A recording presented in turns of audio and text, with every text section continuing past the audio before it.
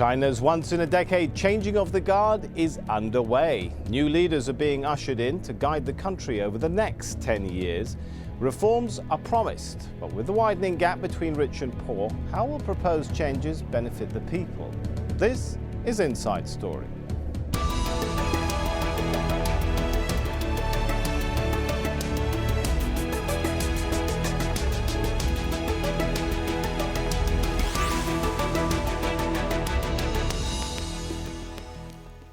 Hello, I'm Sami Zaidan and welcome to the program. China's President Hu Jintao has been addressing the ruling Communist Party Congress in Beijing as he prepares to hand over power.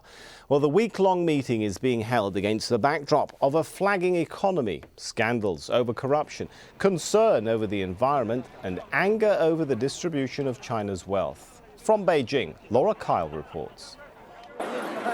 Communist Party members streaming into the Great Hall of the People. More than 2,000 of them, local officials, teachers, entrepreneurs, even migrant workers, representing the far reaches of the party across this vast country. It's a great honor for me to represent 169,000 party members from my region to attend this great event. The 18th Congress is ushering in the party's fifth generation of leaders. President Hu Jintao opened proceedings in a 90-minute speech. The economy has been developing in a fast and stable manner. Great progress has been made in opening up and with reforms. People's living standards have improved notably. Down below there, we've got the top leaders of the Communist Party sitting facing the delegates, all listening very closely to a long speech by Hu Jintao, his last as the General Secretary of the Communist Party. Hu's strongest warning for the future was the need to tackle corruption within the party. If we fail to handle this issue well, it could prove fatal for the party and even cause the collapse of the party and the fall of the state. Mr. and Mrs. Ling watched the speech at home. They told us they're hopeful for the next 10 years, that China has already come a long way and its problems can be tackled. Others are interested in seeing just how that's going to happen. I want to hear more about reform, economic reform and political reform. This is what people care about. The extent the new leaders will be willing to enact any reforms will only emerge in time. New faces may not necessarily mean a new direction for China. Laura Kyle for Inside Story, Beijing. Well, the Chinese Communist Party has ruled the country since 1949. At the top of the power pyramid is the 9-member Politburo Standing Committee, ranked by number. Number 1 is the party General Secretary, currently Hu Jintao. Xi Jinping is the leader in waiting, currently number 5, but widely expected to take over from Hu. All 9 are part of a broader 25-member Politburo. But it now, of course, has only 24 members because Bo Xilai was expelled earlier this week. Well, Politburo members are chosen by the Central Committee once every 5 years. The committee, in turn, is elected by the Party Congress. And that's the meeting that's going on right now. Well, the Communist Party of China governs every aspect of life through the armed forces and the state, which explains why the party General Secretary is also head of the military and the country's president. China's other political arm is its legislature, the National People's Congress. But the NPC is often regarded as a rubber stamp for party decisions. Well, the entire system is designed to promote collective leadership, but it produces fierce wrangling between politicians trying to exert their influence over the world's most populous nation. So, will proposed reforms bring real change to China? To discuss this, I'm joined now by my guests from Beijing. Victor Gao, Director of the China National Association of International Studies and former China Policy Advisor. From Hong Kong, Jian Alan Huang, a professional software engineer. Jian blogs and tweets about China. And from London, Martin Jakes, author of When China Rules the World and a fellow at the Transatlantic Academy in DC. Martin is also visiting professor at Tsinghua University in Beijing. Good to have you with us. Let's start with Jian then. You're a young blogger. Is China's leadership transition giving you hope of a better future in the country? I view it from a outside angle. I think it's interesting, entertaining in a sense, more than of any real importance to people's life. Why? Why is it more entertaining than important? I think people view it from different angles. Many people mistakenly or willingly think that these people's gathering is with an intention to discuss the future of China, or to decide which direction China goes to, or to decide which way to follow to improve Chinese people's quality of life. But I don't think so. I think the gathering is more of a sense to consolidate the party's unity and to make everybody understand who is the boss. That's the main concern of the main purpose of the gathering. So all right, that's interesting, Jian. Let me jump in here. Let me take the question to Victor in Beijing. It sounds like what Jian is saying is the Party Congress is losing touch with the population. Do you agree? No, I disagree. I think the 18th Party Congress is a major political event in China, and it will impact on all aspects of life, economic activities, as well as political reform in China. This Party Congress is an important occasion for the ruling party in China, the Communist Party of China, first of all, to reflect upon the achievements of the past 10 years under the leadership of Hu Jintao, but equally important to look forward into the future, into the coming 10 years, which will be led by Xi Jinping. Therefore, this is a major transition. It is the handing over of the baton from one generation of leaders to another generation of leaders. And this is the time to sum up all the successes as well as failures that we have been making over the past 10 years, and also to position China well, both domestically as well as internationally, for all the challenges which will come in the coming 10 years. Therefore, this is no simple matter. This is a major political event which will help shape China's development in the coming 10 years. All right, let's go to Martin then. I guess the question is, if this is such an important event and body, how in touch is it really with the people when most people probably don't even know who's on this Politburo Standing Committee? Well, first of all, I agree with what Victor says, that I think this is an extremely important event, and long in the preparation, and the consequences in determining a new leadership, which is of course of a new generation, will be very great. And so I don't think in any way this should be underestimated. The fact that it takes place under the sort of banner or the cloak of such an expression of unity and so on shouldn't in any way conceal the fact that there's been enormous argument and debate. Of course there has, within the Chinese Communist Party leadership and at other levels. Now, exactly how this is going to move forward from here, of course, we don't know.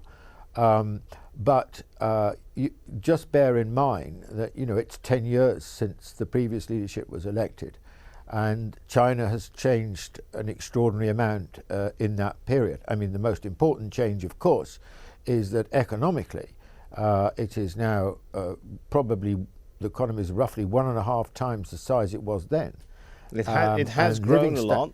Let me jump in and bring Jian into this discussion, because it seems we got 2 against 1 at this point. Jian, tell me why you think this isn't such an important event. Is it because there's a feeling that this governing council isn't really legitimate, or is it a feeling that there are other actors now, as the country is growing, that shape people's lives more than the Politburo Standing Committee? I think legitimacy is definitely one key point.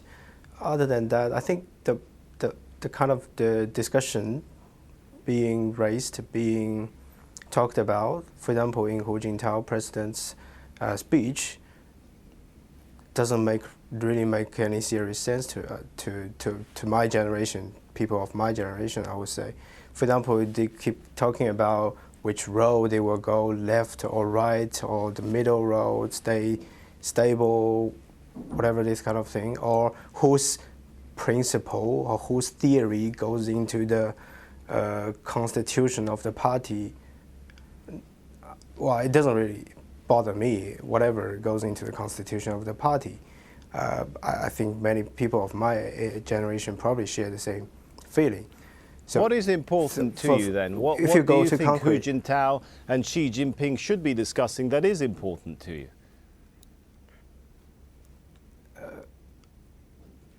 I think they should be discussing how to improve, increase salary, decrease tax, how to improve the quality of living of the Chinese people, how to really changing the current situation of the society, the bipartisan of the society, how to make sure people have concrete rights to speak, to surf in the internet even. They don't get blocked for visiting some websites, for talking about something.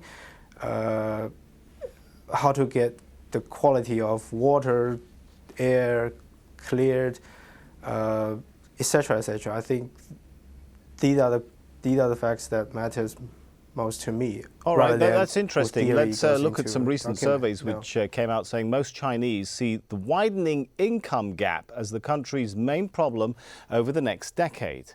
Well, a nationwide poll found that 75% of respondents were concerned about a growing gulf between rich and poor. Almost 60% said abuse of power posed a threat to China's future prosperity, while more than half were worried about ecological and environmental problems. So perhaps I can take these points to Victor.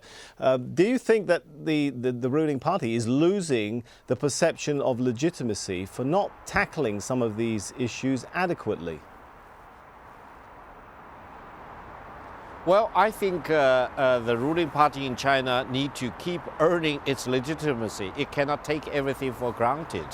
You are talking about, for example, whether they are losing touch with the people. Now, after all, the Communist Party of China has a membership altogether of 82 million people. That's larger than the total population of Germany. And that represents anywhere between 6 to 7% of the total population of China. And out of these 82 million party members, they selected about more than 2,000 party delegates to attend the delegation, to attend the party congress. So in a sense, whether you agree with it or not, the Communist Party of China claims to have the representation of the people. Now, on the other hand, you mentioned the income disparity. Of course, this is a major issue that China is faced with, and we need to deal with this very effectively. However, if you allow me to put this in historical perspective, 33 years ago, before Deng Xiaoping launched China onto a course of opening to the outside world and political and economic reform, China probably achieved the highest level of egalitarianism in human history. But it was egalitarianism. Everyone was equally poor, so it was egalitarianism of poverty, or even abject poverty. Poverty was no fun for any person, especially for a huge population like China.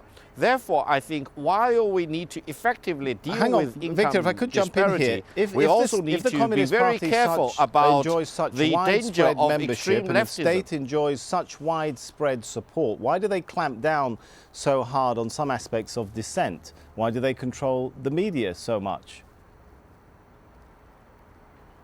Well, in a sense, I think China has its own way of exercising its governance, for example. And in terms of the media issue, I would say, first of all, on the positive side, China has a population of 1.34 billion people. China has a population of about 1 billion mobile phone users, and the internet users count for more than 500 million people. And do you think these people, internet users and mobile phone users, just use their phone and internet for nothing? They keep talking with each other. They enjoy lively discussions almost of all the topics you can imagine. Of course, in the Chinese context, there is a short list of things which the government considers as taboo. For example, they do not allow you to talk about Taiwan independence. They do not allow you to talk about Tibetan independence. They do not allow you to talk about Falun Gong. So I think China has a short list of about a number of issues they consider hot issues, and they do not want you to talk about. That's very much Chinese characteristics. Whether you agree with that or not, that's a separate issue. On the other hand, do you think those characteristics will have to change in the society? I think people can talk about that quite freely. But I do not say the situation in China in terms of media is perfect. We need to keep working on that and keep improving that. That's for sure. All right, let's bring in some comments. We've been putting this question out all day on Facebook, on our Facebook page, to see what people think. And we asked our Facebook followers to tell us what they think are China's next big challenges. Ogoyo Ndego says the emboldened masses will demand more freedom, openness, transparency and accountability. Well, John Ghostface Divine says he thinks the big issues are hardcore overpopulation, shortages of every resource as a consequence, and corruption. And Maxwell Uluko says China is unnecessarily crude in dealing with the fundamental freedoms of the people. Most among these is the freedom of worship. Let me bring Martin into the discussion now. Looking forward, Hu Jintao, the president, has made it clear there'll be no change to the one-party political system in the country. What do you think then reform, the term reform, means to Xi Jinping? Well, I think that there is actually no serious call within China for a multi-party system. I mean, for Westerners, they can't understand this, but the truth is that this has no real basis of support within China. But the question of political reform in a more pertinent sense, which is, for example, to address the issue of corruption, it seems to me, is a very live issue. I mean, I assume when you were reading out that those opinion poll results, abuse of power in some way or other probably did refer to corruption. And there's no question, I think, that this has become a much more serious issue in China with the growth of the market economy, and with the possibilities for corruption within the party itself, of course, and right up to the highest echelons of the leadership. Of course, with the Bo Xilai case, this was played out in real time, and everyone could see the kinds of sums of money, extraordinary sums of money that were involved. And this, I assume Hu Jintao's remarks in his speech were a response to this concern within Chinese society. Now, the question is, what is the government going to do to try and tackle this? If it doesn't tackle it, then it's going to have a very corrosive effect, I think, on the party and on the state and on the legitimacy of the state. What do they need to do? Well, I think two things I want to mention. First of all, if the party if the question is, has the party the ability and the will to tackle this? Let's assume it does. What would it need to do? It would need to make it absolutely expressly clear what are the legitimate sources of income are for party and government leaders at all levels, and what are illegitimate. And secondly, to be clear what the penalties are. And that process of penalties has to have some due redress in law. In other words, the question of how the law is applied to the party, as opposed to being the party always being above the law, seems to me probably a critical question in tackling this question. All right, hang on with that critical corruption. question. We're going to come back to it in a second. But first I want to go to Jian and ask this question. Given the background of Xi having spent 7 years working as a farmer in very difficult circumstances, and what happened to his father, who was sidelined by Mao Zedong, does that give you any more confidence or hope that he'll have more of a drive to address some of these issues that we're talking about, whether it's corruption, oppression of people, and of course the wealth gap and living conditions? No, it doesn't. I mean, Hu has been poor. Wan Jiabao has been poor. He's now rich, 2.7 billion. All the previous leaders have been poor. Mao Zedong has been farmers. These all gone through this. I mean, if the position has changed, if the political structure remains the same, I don't think any change can come from the government itself. It's either coming from the outside or a combination of interplay of both the inside and the outside, not directly from a particular new leader. I don't trust that, no. All right, to Victor, the question, to what extent do you think that Xi Jinping will perhaps tackle some of the issues which have been raised by Martin here? Define and declare it clearly to everyone. What's a legitimate source of income? And what are the punishments if you break the rules? Well, if you ask me what, in my view, is the biggest threat to the political stability and the political viability of the system here, I would say it's corruption. On the one hand, of course, in all fairness, almost all countries have corruptions, one shape or another. But corruption in China is very much Chinese characteristics.